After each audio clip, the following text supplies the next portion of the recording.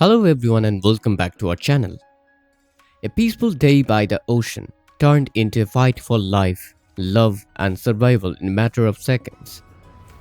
Brooke Logan finds herself in a terrifying life or death situation on the cliffs as violent waves drag her toward the edge while Reach, sensing something is terribly wrong, rushes to her rescue just in time. But just when it feels like a miracle saved her, a darker truth begins to surface. This may not have been an accident at all.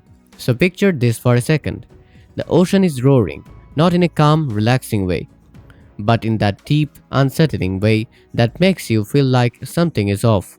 The sky above the coastline starts to darken, almost unnaturally, like the world itself is trying to send a warning, but no one is really listening.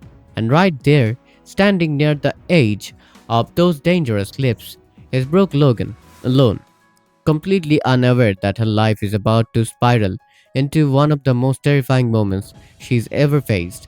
She didn't come there looking for danger, actually, it's the complete opposite. She came for peace, just a moment to breathe, to escape everything she's been dealing with, especially all the emotional chaos tied to Rich. Because let's be honest, Brooke's life has never exactly been calm when it comes to love.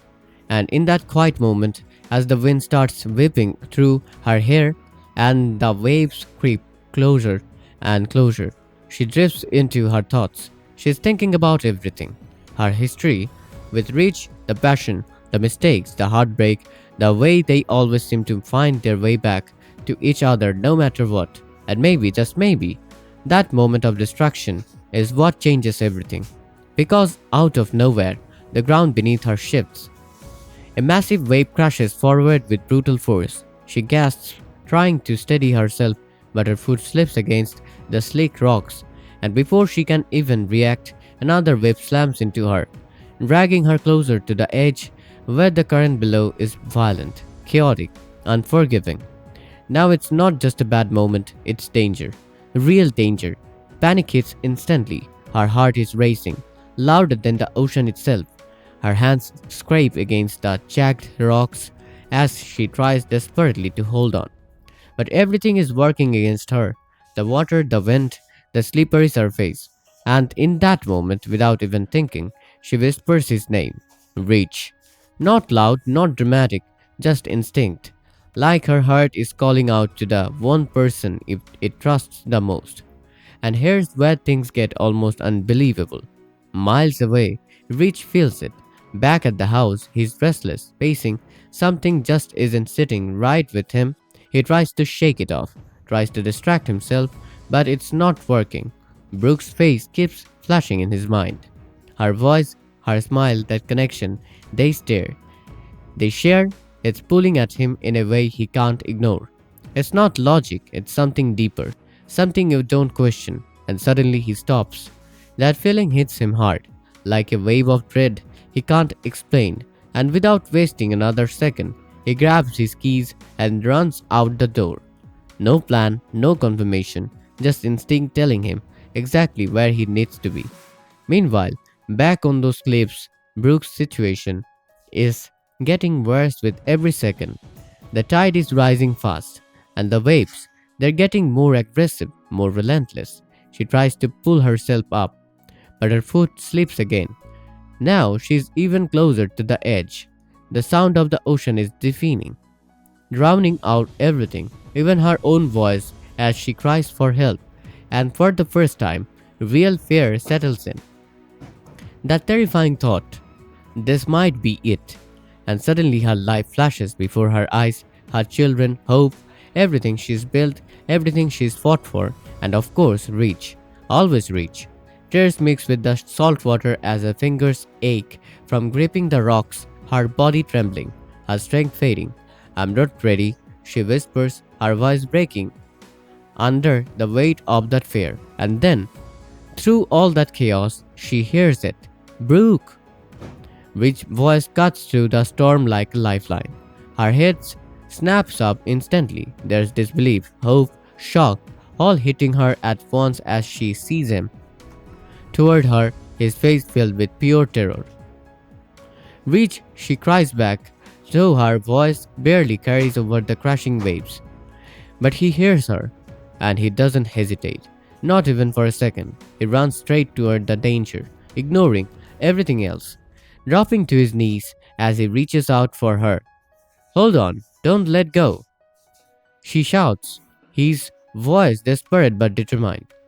The distance between them feels impossible. The timing is razor thin, and then another wave surges forward, threatening to pull her under completely. In that split second, their eyes lock, and it's like time stops. Everything they have ever been to each other, every fight, every heartbreak, every moment of love, it's all right there in that one look. I've got you, Rich says, his voice steady even though fear is written all over him. I'm not losing you.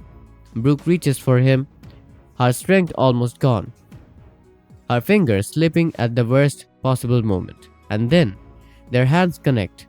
Rich grabs her tightly instantly, like letting go isn't even an option. The force of the ocean fights against them, trying to pull her away, but Rich holds on with everything he has. He braces himself against the rocks, his muscles straining, his entire body fighting the pull of the water. Come on, Brooke, you're stronger than this, he shouts, his voice raw, emotional, and somehow, with one last push, Brooke finds the strength. She lifts herself just enough, and Rich pulls her up, using everything he's got, dragging her to safety just as another massive wave crashes into the spot where she was seconds ago. They collapse onto the ground, breathless, soaked, completely shaken. For a moment, neither of them says anything. They just breathe. Brooke clings to him, trembling uncontrollably, while Rich wraps his arms around her like he's never letting go again. You are okay.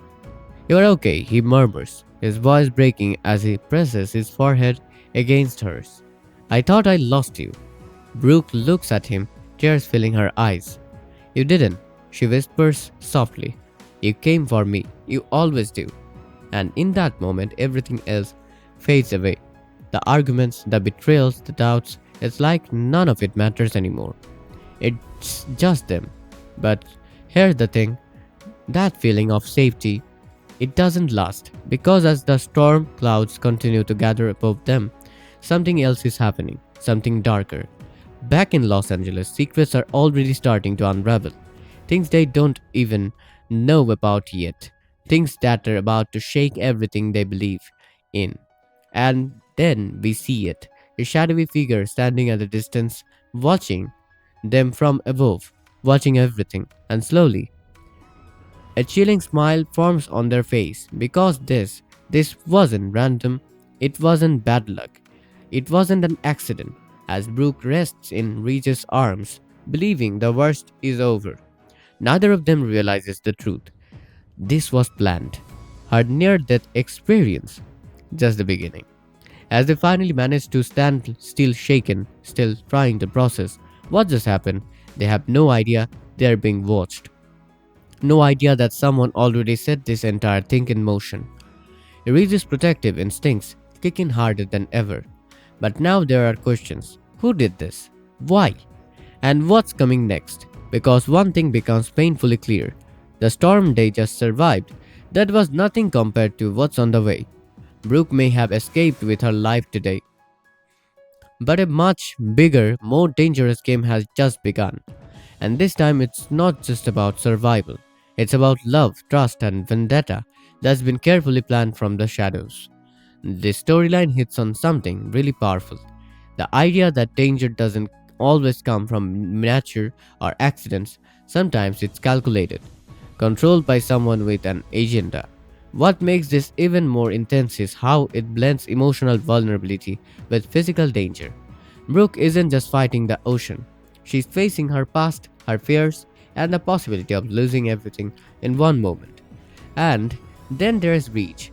His instinctive reaction shows just how deep their connection goes.